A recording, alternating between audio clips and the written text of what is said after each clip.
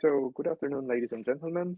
I would like to welcome you on behalf of the IREPSO Institute on our event debate called calling on the topic of international youth participation and activism in general.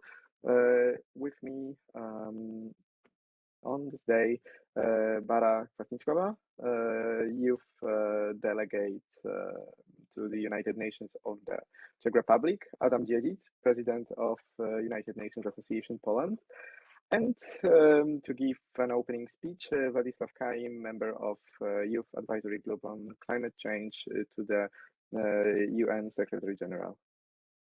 So we'll start our event with the speech of Mr. Władysław.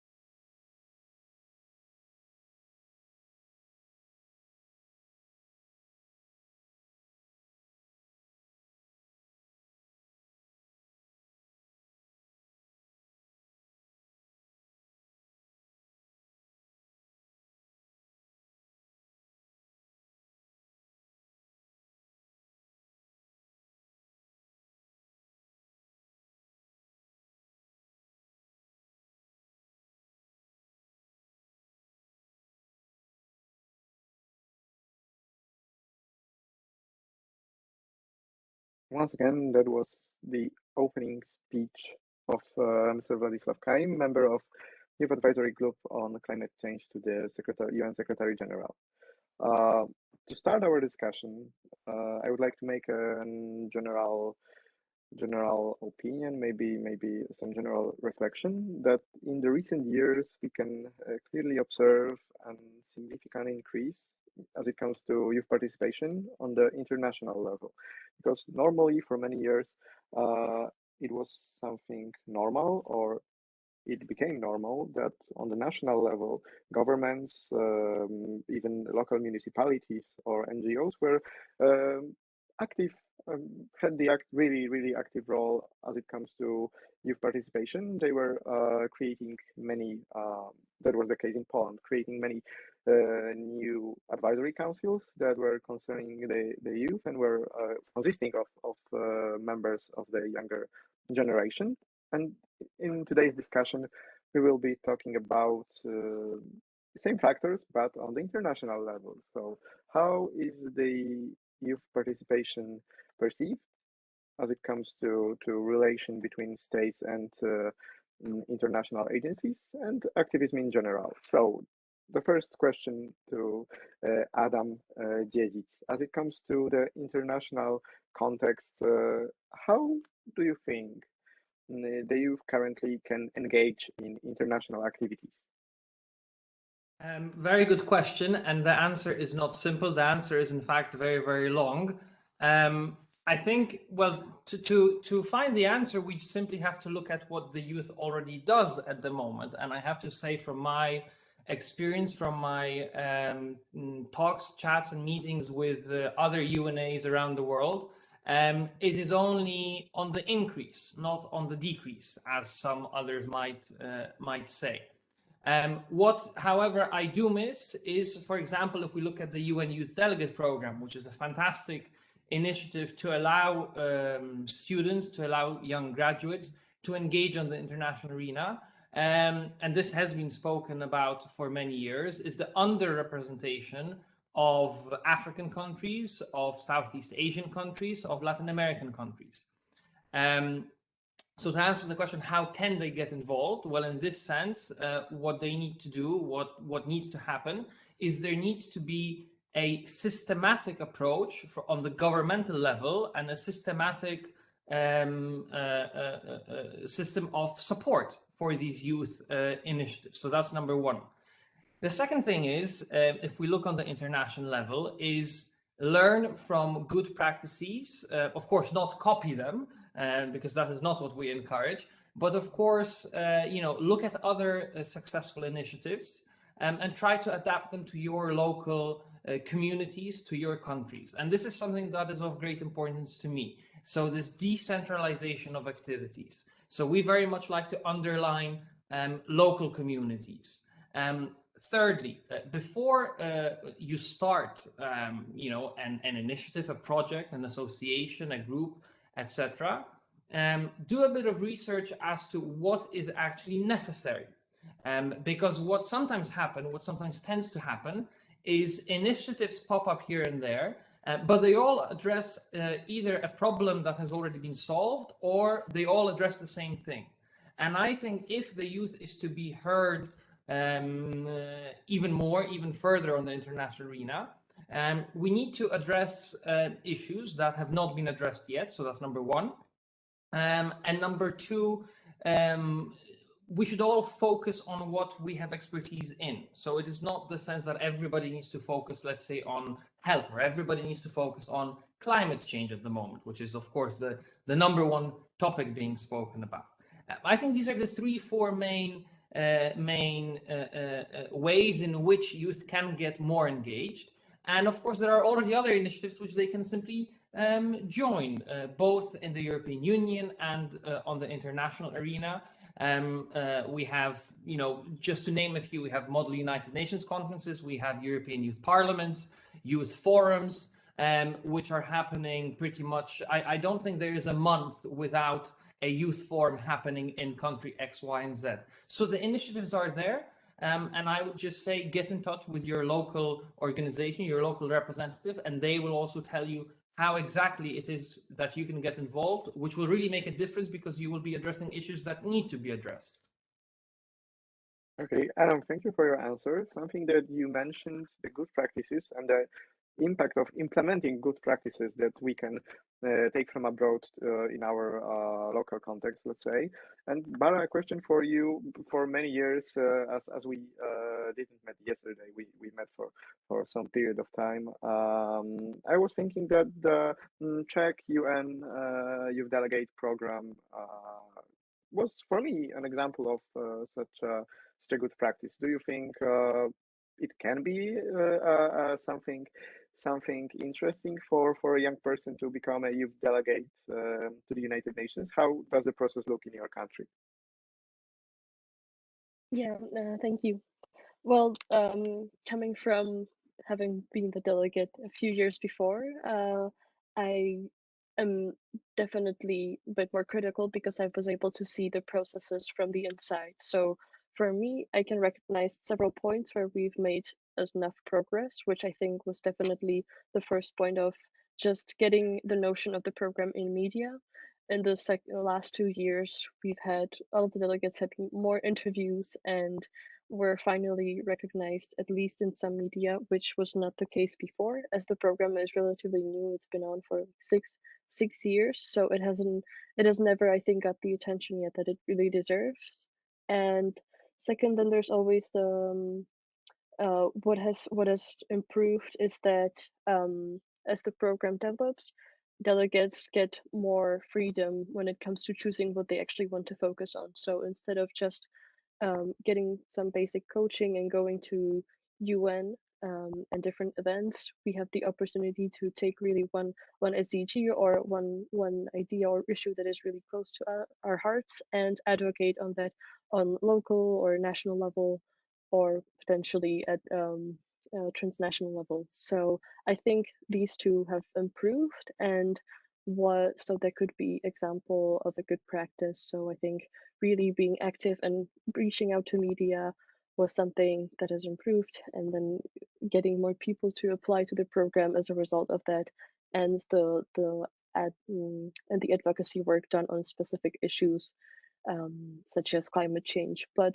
for instance, what hasn't improved enough, I think, is really consolidating the function of youth delegates within the ministries. As you know, we will have a new government settling quickly in the next few weeks, and as Czech Republic will be in the presidency of Council of the EU, there are different problems appearing at ministries, and for instance, the Department of Youth just have been almost stagnating for 2 years because of having to prepare for the presidency at the ministry. So then I think this is something we should still work a lot on, and that would be, for instance, like I know from Poland, like where Piotr used to be the focal point. He was really in touch with delegates and coordinating with the ministers, and this is, I think, something we should need to, not should need, but this is something we really need to focus on still. So, for instance, having a new person appointed at the ministries who would just take care of youth engagement at all, because we don't have that at any of the ministries, and it would be just one position. So in terms of expenses for their ministry, it doesn't have to be as much, but I think it would really make the change to yeah, and help people get more engaged in the ministry itself. No, well, I think that discussing these tensions between the program delegates, the program itself, and the government, well, it's never an easy topic. I think Adam can agree with me on that, but that's something I think we'll return to later on. But right now, as we are speaking, we're discussing the topic from the perspective of the youth. From the perspective of through the lens of the eyes of a young person, and the question that I think arises in this point, especially after the recent COP summit, is that are the ones that are calling for the shots, the decision makers, are they willing to listen to young people? Because, well, of course, we've got a lot of activists. We've got like the level of youth participation in recent COP, I think, was one of the highest as it comes to these events. Well, but anyways, does it ring any bell? Does it help to include the will, the ideas of young people into the key documents and the decision-making process? What do you think? Well, I think to answer the first part of the question, so are they willing to listen to the youth? I think here the answer is a bit yes and a little bit no. To answer the second question, do I think it is a good idea to include the youth in decision-making processes? Absolutely yes. And this has been happening. This is happening in many countries around the world. Some do it better, others do it a little bit less well, to not go into many details. I think one step in the right direction is, as Piotr just said, there has been a very big youth representation on at this year's COP, and I think that has been increasing with the years, in recent years. We have many youth movements around the world, not just protesting on the streets, but also engaging in dialogue. And I think these two are very necessary. So while protesting on the streets is absolutely important, and I have nothing against it, I think we must not forget about the second element, and that is, if we get an invitation to the discussion table, or we come with the initiative to start such a discussion table, we cannot reject such an invitation. And such things have happened in some countries around the world. I think it is extremely important that if we want these protests, these issues that we want to raise, if we want them to be transformed into legal documents, into legal resolutions, we need to engage in dialogue with decision makers, no matter what political party they are from. Governments come, governments go. And we need to be engaged in such a dialogue, because that is the only way in which we can actually put across in a formal manner what we desire. And I think this is something that I always repeat. If we want to be treated with respect, if we want to be treated like adults, if we want to be treated like we have a say, we also need to behave responsibly. And I think that is something really, really important. And just to track back to what Barbara was saying just a second ago, in terms of having a person responsible in the ministry for youth engagement, I'm all for that. I think it's a wonderful idea. It's a great idea, as long as the position does not get politicized. And I think Piotr will agree that we can name some examples, to not name any names, but we can think of some examples where that has happened, not just in Poland. And I think it is very important that should such a role appear, that it A, does not get politicized, and B, that it is not just a PR stunt, a PR move, where politicians take a nice photo with the youth just before political campaigns to show that they care about the youth, and then they forget. So I think these are two really, really essential points. Barbara, would you like to add something on as it comes to the listening to the young people by the decision makers? Yeah, sure. So, like, from my perspective, this COP was revolutionary because of the attention it has got in media, and that was, I think, mainly thanks to like extremely young people, kids around the world, asking their governments, going to interviews and asking their governments to fight for their human rights. Because if we don't fight climate change, then we're losing the battle to protect human rights worldwide. So I think because of society being more engaged with the issue, and as that is something absolutely necessary if we want to even approach even contributes to fulfilling the Paris Agreement, which is like in its core built on having an active society, as it comes from, or is built on the idea of bottom-up approach. There is it has finally happened. The society was in it, and everybody was following what was happening at COP. But we cannot take any pressure off, and what has happened at COP, especially now during the UK presidency, still must get into media. And I think young people are already working on that, and many of the key activists that were at COP, but that just focus on climate change, really just almost as their jobs, as their primary job. They're already working on this, and I still read about climate change more and more every day, even though I come from Czech Republic. And we've had one of the most, I think, sad speeches about climate urgency at COP. However, when it comes to moving from climate activism to climate advocacy for young people, I don't think these two have to, like, I don't think we have to look for specific classifications, because somebody might just want to be an advocate and somebody might just want to be an activist, and somebody wants to do both. And like, for me, all of them are totally fine and they make sense, because like, at the end it is up to us as individuals. Not everybody would like to work in a ministry, and not everybody would like to be a journalist, etc. So as climate change has just become an integral part of our lives, then ultimately what we choose to do about it will also be different, and it will be up to everybody's preferences. So I think these two don't need to be, if anybody wants, then yeah, they can move on from one to the other, but it can also just be anybody else. And I think as we're seeing more and more climate faces of climate activists or climate youth lobbyists in the world, this is also a sign that there's like a diversification within the climate movement. And at the same time, as Adam, as you mentioned, that at some point when we come to the government and want to speak, speak with them and discuss issues of big importance on a more technical level, or just have a meaningful discussion at all, we sort of need to, um, yeah, not think about like, oh, well, do I want to speak with this government or would I rather speak with this one because we don't have the time because of climate change?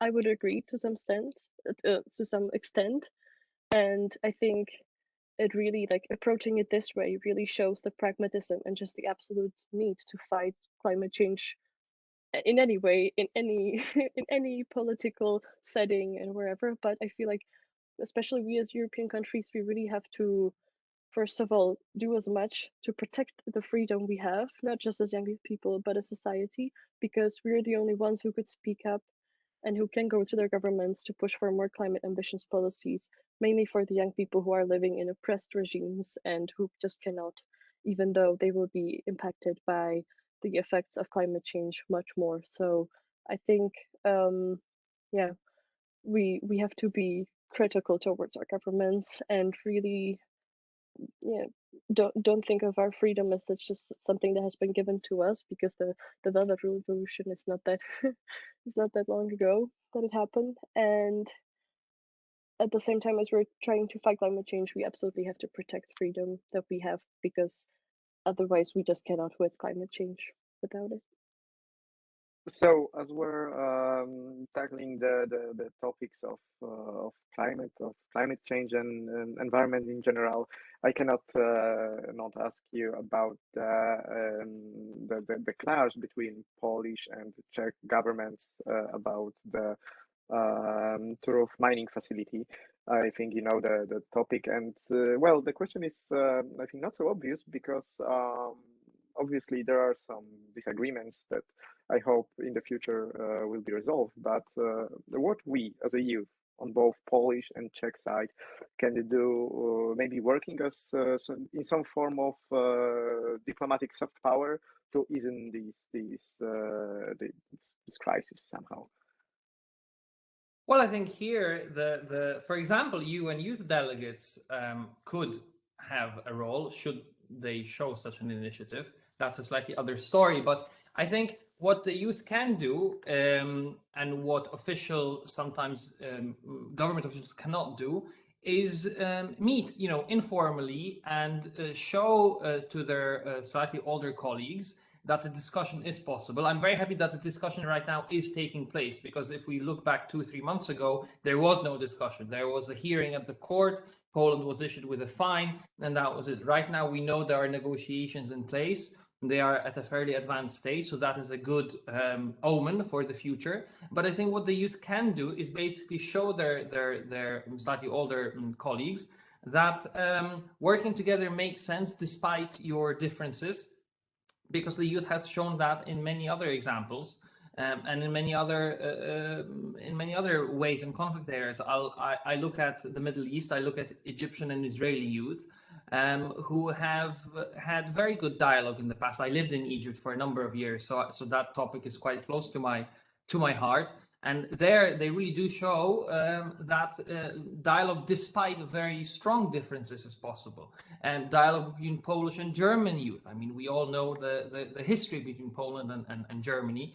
And there's a very big organization aimed at promoting Polish-German friendship. So I think it's absolutely critical that we, as the younger generation, come together and, despite the differences, talk about how we can be of assistance to our older colleagues to tackle the issues. And such a program as the UN Youth Delegate Program, I think, is one of the better ways to address this issue, because the UN is very much concerned with the topic that Turów is all about, but also, national youth councils, also on the European Union level, the youth forums. These are issues all that can be discussed and tackled, and perhaps we will come up as the youth, because we are fairly imaginative, with some sort of solution that our older colleagues might not have come up with. So, you never know. So it's very simple, it's very cliche, but dialogue, discussions are absolutely key. Yeah, thank you. Well, to be honest, I'm not really following the topic as much, but in Czech Republic, it's been mainly climate activists movements like Fridays for Future that have been putting some pressure through media on the coal power plant. So I think that's just one of the main ways we can contribute to the debates. Just use our voice to get the issue out there and use to our advantage that could be interesting for journalists if if a 12-year-old person learns in their free time about coal power plants and then has an opinion about that. So I think that's just something that naturally comes to my mind that we can contribute to. But when it comes to involvement within the delegate program itself or youth councils, I think then it also depends on the governmental situation at time, because these issues can get once they get concrete, they get political very easily, and then even if you bring up the issue that I want to do this in my free time, I want to tackle this issue, then you can face some backlash, of course, from within the councils or within the system itself. So just from my experience, I'm not 100% sure if it's absolutely necessary to have UN youth delegates trying it, yes, but just in the end, not sure if it not sure if it work out. But yeah, I had a Well, you'll second never thought know that I if already you forgot. not try. Yeah. Yeah, So that's exactly. Yeah, you can never know if you don't try. Yes, but like something about the dialogue is we actually discussed it recently here at university where I study sustainability. We Instead of fighting over very concrete solutions, we should go back to our values and perhaps establish some common ground between young generations worldwide, where for sure I'm 100% sure we share the same values with young Polish people and German people and Slovak people, as we also see in different multinational settings. So I think maybe um, putting our voices together so we can show these values, such as protection of human rights and protection of the environment we have, and solidarity with other countries and with ourselves. I think that's how we can help, instead of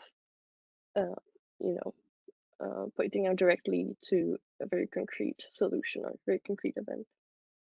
okay. So maybe for today we do not have such concrete answers and concrete solutions, but how do you think the future of youth participation on international level will look like in the future? What's the future of youth participation in general? I think if we look at the ambition of us, and by us I mean us young people, I think it will only get better and better. And if we get even further systematic support from our older colleagues, and I very much refrain from using the word adults, because we ourselves are adults as well. So that's why I'm saying, older colleagues. I think it will look even better. If you look at the UN level, the UN Secretary General has very clearly said that climate change, gender equality, and youth, next to the green recovery from the pandemic, are his absolute priorities. at the moment. And these are not just words, because if you look at the appointments he has made, if you look at the different initiatives that he has taken. For instance, 2 years ago, we had the Climate Youth Action Summit right next to the high-level Climate Action Summit in New York. So youth is being listened to. I think it will only increase if we get the tools, if we get the systematic, and I very much underline the word systematic support from our older colleagues, be it the government, be it under NGOs, and be it other institutions, not just government institutions and government agencies. I think the future looks very, very bright. Because one thing that we have and one thing that I don't think will lose is the ambition, is the energy, and the power to do a lot of good around the world. Sorry, Adam, one follow-up question to what you just said. Aren't you afraid of some form of youth washing? Because we've heard greenwashing for many times in recent days. And how about youth washing? What do you think? Does this term make sense? Are you seeing any patterns that would follow up this thesis? Yeah, no, that's a very fair point. And I think that is something that we have to be very careful of in order for our ambitions and our good actions to not be crushed by something like that. So I think that's a fair point. I completely agree with you. One way in which we can avoid it is, as I said earlier, is behave responsibly and show to the world that we are not just a group of young people who have an idea because we're bored at home, but rather we have very concrete, very specific ideas, and we come with already solutions and resolutions to issues and problems, right? So that we don't just say, here's the problem, but we also say, here's the problem and here's our idea how to solve it. And I think that completely changes the dynamic of the whole conversation, the dynamic of the entire discussion. But the whole phenomenon of greenwashing, of youth washing, I think that's something very fair. I agree with you. And it is something we have to be very wary of, be very careful of, so that also youth is not used by institutions, governments, and other agencies. That is something we absolutely have to avoid. Yeah. And Bara, your thoughts on future of youth participation?